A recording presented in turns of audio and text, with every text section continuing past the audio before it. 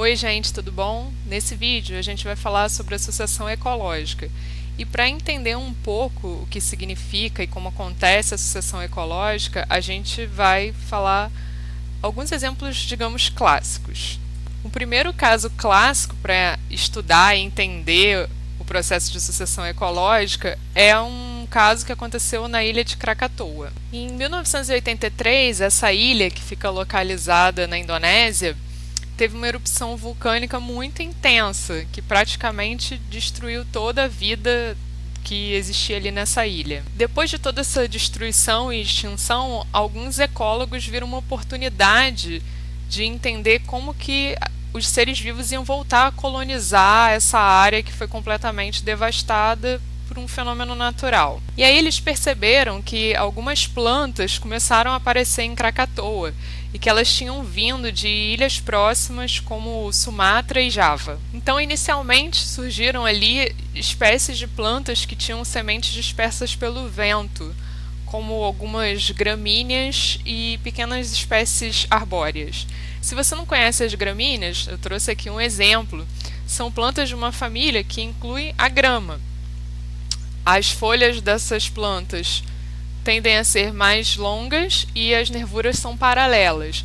São plantas de pequeno porte e herbáceas. O que quer dizer? O que é uma planta herbácea? É uma planta que ela não tem um caule lenhoso. Então, geralmente, essas plantas são de baixa estatura. Por volta de 1920, já tinham outras plantas que tinham conseguido se fixar na ilha de Krakatoa. E aí, a maior diversidade de espécies de planta permitiu com que também tivessem animais que passassem a ocupar a ilha. E esses animais acabavam trazendo sementes de outras espécies. Então, inicialmente, as plantas eram plantas que tinham suas sementes dispersas pelo vento, e à medida que novas espécies foram ocupando e que os animais foram sendo atraídos, passaram a surgir espécies de plantas que tinham as sementes dispersadas por animais. A ilha de Krakatoa continua tendo erupções vulcânicas, e aí os ecólogos continuam estudando os fragmentos de mata que são formados ali, e essa região continua sendo um modelo importante para o estudo da sucessão ecológica, até hoje. Então, estudando Krakatoa, dá para perceber que ao longo do tempo as espécies que ocupam um determinado local vão mudando.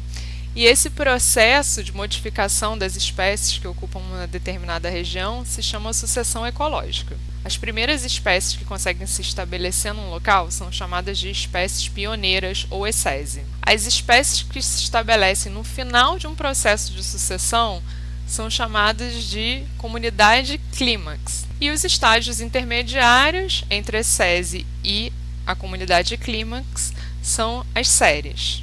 A sucessão ecológica ela pode se diferenciar em primária e secundária. A sucessão primária é aquela sucessão que acontece num local que não tinha sido ocupado antes por seres vivos, como, por exemplo, dunas de areia que vão sendo formadas, novas dunas, as rochas e ilhas vulcânicas, como no exemplo de Krakatoa. A sucessão secundária acontece em locais que já tinham ocupação de seres vivos antes, como em locais onde acontece um desmatamento, uma queimada, sejam essas perturbações naturais ou antrópicas. Bom, para continuar a nossa discussão sobre sucessão ecológica, vamos pensar em alguns outros exemplos, além de Krakatoa. Um exemplo que tem a ver com o que aconteceu em Krakatoa é a sucessão que ocorre numa rocha nua, uma sucessão primária. São os seres que ocupam uma rocha que nunca foi ocupada antes. E aí me diz, quais são os seres vivos que conseguem ocupar primeiro uma superfície de uma rocha nua? Sim, mais uma vez, os nossos famosos e queridos líquens. Sim, eu falo muito sobre eles, porque são seres que têm uma importância ecológica muito grande. A gente já viu que eles são resultado de uma associação mutualística entre um fungo e uma alga. A alga faz fotossíntese e o fungo, justamente, ele consegue se fixar, absorver nutrientes e erodir um pouco, produzir alguns ácidos que vão erodir essa rocha e que vão permitir que essa associação fixe em um local onde outros seres não conseguem.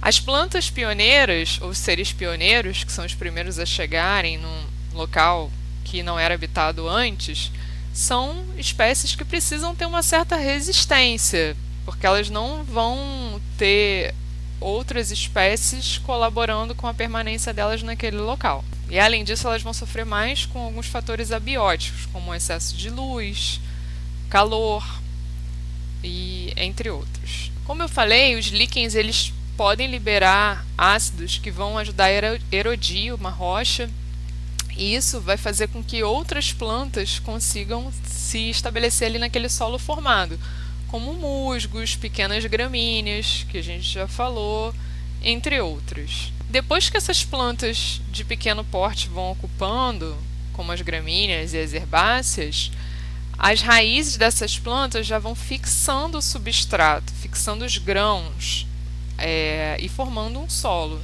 E aí já vai ficando mais fácil para outras espécies conseguirem se estabelecer ali. Com o tempo, então, espécies de maior porte e depois animais vão conseguir se estabelecer ali naquele local. Nessa imagem, a gente tem uma planta do grupo das suculentas crescendo numa área que tem rocha vulcânica no Havaí. A gente pode dizer então que essa planta é uma planta pioneira nesse local que tem uma nova rocha formada. Um outro exemplo são as plantas que se estabelecem em dunas. As dunas têm uma superfície que se move com o vento. Tem alguns fatores abióticos que são estressantes na região de dunas, como por exemplo, vento, que é intenso, a insolação, a falta de água, e aí nem toda planta consegue se estabelecer ali naquela região. Geralmente são plantas que são dispersas pelo vento e seguem aquele mesmo processo. Plantas de menor porte vão se fixando, e aí o desenvolvimento de raízes vai fixando aquele substrato, diminuindo o efeito do vento, servindo de proteção para outras espécies que vão se estabelecendo depois. Então, essas primeiras plantas pioneiras que se estabelecem nas dunas, elas vão reduzir a velocidade do vento, formando uma barreira, de certa forma, né? E aí, uma vez que essa comunidade pioneira da duna se estabelece, outros vegetais vão conseguir se fixar ali também, incluindo plantas arbustivas, ou seja, com maior tamanho, que vão diminuir a intensidade de luz que chega ao substrato. E aí, então, quais plantas devem ser favorecidas no final do processo de sucessão nessas regiões de dunas? Nesse caso, são plantas de menor porte, que toleram melhor o sombreamento e que vão ocupar os espaços que vão ficar entre os arbustos e as epífitas. Quem foi na excursão ano passado para Restinga pôde observar tudo isso, e essa distribuição acaba sendo horizontal na Restinga também, mais perto do mar. Tem as espécies de menor porte, rasteiras, e ao longo da linha horizontal você consegue observar esse processo de sucessão. Essa observação, então, na Restinga, ela não é só temporal, ela é espacial também. Agora vamos pensar num exemplo de sucessão secundária numa área de mata, por exemplo, desmatada. Será que é um processo muito diferente da Restinga? É em parte diferente e em parte parecido. Em primeiro lugar, numa área desmatada, vão se estabelecer também as plantas de pequeno porte, como gramíneas e herbáceas.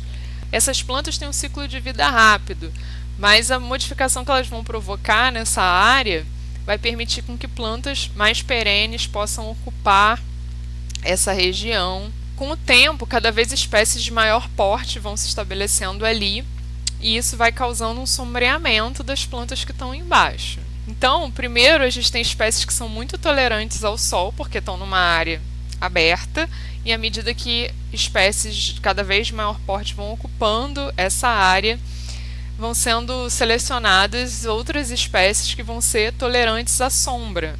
E aí a gente vai ter uma comunidade clímax. Muitas dessas plantas que são tolerantes à sombra, nessas comunidades, hoje em dia são usadas para o paisagismo. Está muito na moda as pessoas terem plantas em casa. E aí eu tenho até um exemplo aqui da jiboia. A jiboia é uma planta que ela não é nativa do Brasil, mas ela é comum em matas densas. Ela é bem tolerante à sombra e ela cresce às vezes isso inclusive subindo no tronco de várias árvores, né? Mas tem várias outras espécies de plantas, inclusive de plantas nativas do Brasil, como espécies de plantas como marantas, que são bem bonitas e que são plantas de sombra, crescem embaixo de copas de árvores e que estão sendo muito usadas hoje em dia em apartamentos que não tem tanta iluminação solar assim. Então aqui a gente tem um esquema representando esse processo de sucessão secundária em matas. Primeiro, a área desmatada está sem nenhuma vegetação. Depois chegam as espécies mais rasteiras e de pequeno porte, que são chamadas pioneiras. Depois, gramíneas e pequenos arbustos, uma vegetação mais arbustiva, de maior porte, uma mata intermediária e, por fim, uma mata semelhante ao que era a mata original e no estágio de comunidade clímax. Semelhante porque nunca vai voltar a ser exatamente como era a comunidade original. Então vamos pensar em algumas diferenças entre as espécies que são pioneiras e as espécies que ocupam comunidade clímax. Uma primeira diferença é que as espécies pioneiras, elas ocupam um ambiente muito rápido, elas têm crescimento e dispersão muito rápida. As plantas de uma comunidade clímax, ao contrário, têm um crescimento mais lento, mas elas vão precisar ser mais tolerantes ao sombreamento de outras plantas. A luz vai ser um fator pelo qual elas vão precisar competir. Então, ao longo do tempo, as características que favorecem uma espécie vão mudando, porque a própria comunidade em si vai mudando. Por exemplo, a velocidade de dispersão, crescimento e a tolerância à luz. Então, normalmente as espécies pioneiras modificam o ambiente, tornando ele mais favorável para que outras espécies, em estágios mais tardios de sucessão, ocupem aquela região. Por exemplo, o crescimento de herbáceas, que vão favorecer mudanças no solo, como acúmulo de matéria orgânica, retenção de umidade, que vão permitir que outras espécies possam ocupar esse local. E ao contrário, as espécies de uma comunidade clímax acabam inibindo o crescimento das pioneiras. Então, por isso essa mudança na composição de plantas. É importante dizer que nada disso é intencional.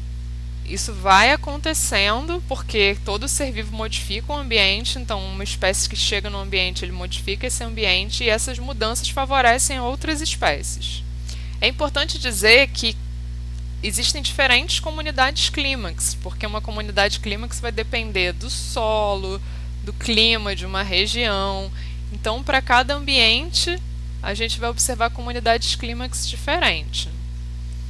O clímax de um deserto não vai ser igual ao clímax de uma floresta tropical, porque o clima e as características de relevo, de solo, são completamente diferentes. A gente vai ver mais para frente que as comunidades clímax também definem os biomas. De uma forma geral, a gente pode dizer que a comunidade clímax é mais estável do que as espécies pioneiras. Mas estabilidade em ecologia é um conceito que pode ser relativo. Então, se a gente pensar em estabilidade como falta de mudança, a comunidade clímax ela é mais estável. Mas se a gente for pensar a velocidade com que volta-se a uma característica inicial, então as comunidades clímax elas podem ser menos estáveis e mais frágeis. Por exemplo, se pega fogo numa comunidade clímax, até ela voltar ao que ela era antes, isso é bem mais demorado.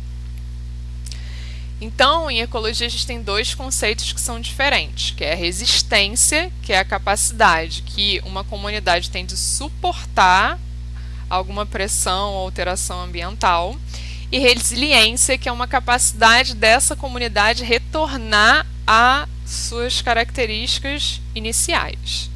Resiliência é um termo que é muito utilizado hoje em dia em psicologia comportamental, relacionado ao ser humano, ao comportamento humano, mas é um conceito diferente do conceito de resiliência para a ecologia, que é justamente a partir de uma determinada pressão ou um determinado impacto que aquele ambiente, aquela comunidade sofra, ela voltar às características que ela já tinha antes. Então, algumas comunidades podem ser muito estáveis, mas não necessariamente resilientes. e outras podem ser resilientes, mas não necessariamente estáveis. Ficou claro a diferença desses dois conceitos? Volta um pouquinho se não ficou claro, porque é importante entender a diferença. E aí é importante dizer que a gente falou muito de plantas quando a gente fala em sucessão, porque os ecólogos que estudaram primeiro sucessão ecológica estudavam plantas. Mas a sucessão ela também pode ser pensada do ponto de vista de outros grupos de seres vivos. Um bom exemplo disso é o estudo da sucessão de seres decompositores durante uma investigação criminal. Então, pelas espécies que são encontradas num corpo em decomposição ou próximas a esse corpo, um perito forense ele pode determinar há quanto tempo aquele corpo está ali, em que condições que ele chegou, porque primeiro vão tendo ações de alguns decompositores, depois de outras espécies e assim por diante. Então, cada ser desse ele vai servir um de alimento para o outro e dependendo de quais espécies você encontra, dá para determinar o tempo que aquele corpo está ali, por exemplo. E aí essa é uma área da biologia, que é a biologia forense, que pode envolver entomologia forense também. Então, os biólogos e outros profissionais da área de saúde podem se tornar peritos, que aqui no Brasil o ramo mais comum é ser perito da Polícia Federal, mas que a gente vê que em outros países, nos Estados Unidos, por exemplo, tem até universidades que estão ligadas à ciência forense, e isso inclui também a física, a química e a biologia. Mas aí a biologia forense ajuda a desvendar vários crimes. Isso a partir da sucessão das espécies que são encontradas no local em que esse crime aconteceu. Resumindo então a diferença entre espécies pioneiras e comunidade clímax, vamos pensar como que alguns fatores se modificam. Primeiro, a biomassa. Será que ela é maior nos primeiros ou nos últimos estágios? Você acertou se disse que ela é menor no começo, porque tem menos espécies que conseguem ocupar aquela região, então tem menor biomassa. Então, gente, tem um erro conceitual no que eu falei. Poderia ter poucas espécies e ter muita biomassa.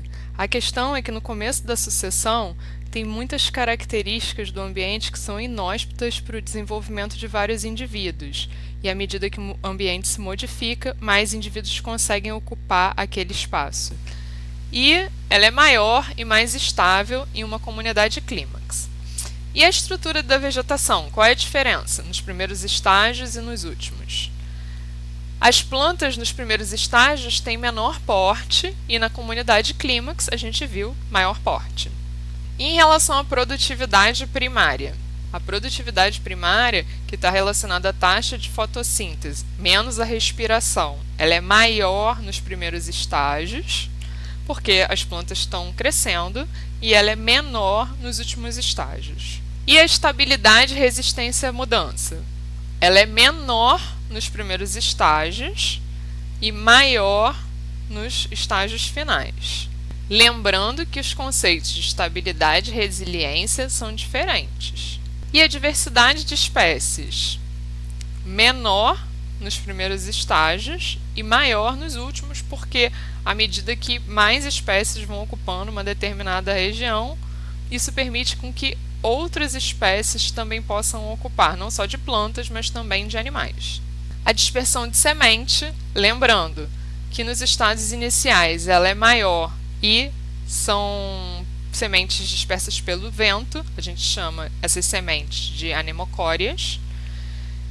E nos últimos estágios essa dispersão é menor, porém às vezes mais eficiente, porque é feita por animais e a gente chama esse tipo de dispersão de zoocória. E a viabilidade dessas sementes? Elas são viáveis por menos tempo nos estágios iniciais e são viáveis por mais tempo nos estágios finais, clímax. São sementes que têm maior dormência.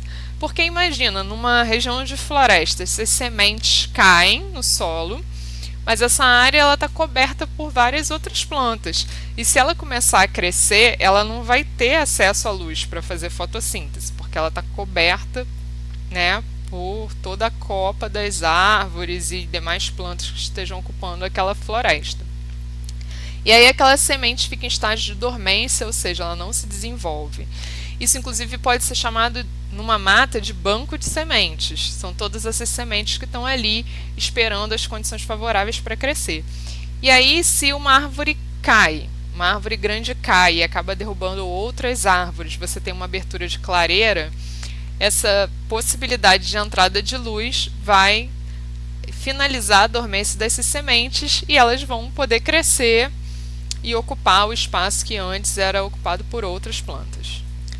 Então é isso, gente. Espero que tenha ficado claro o processo de sucessão ecológica, de mudanças de espécie em um determinado local ao longo do tempo, de como as espécies podem, uma criando condições favoráveis para que outras ocupem uma determinada região e que essas espécies, portanto, vão ter características diferentes.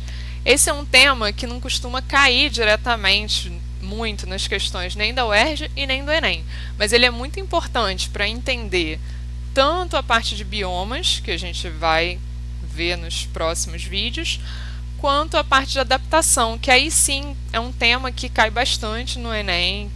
Todo ano tem questões sobre esse assunto e muitas vezes essas adaptações estão relacionadas às características das comunidades de alguns biomas. Mas esse é assunto para um próximo momento, tá bom?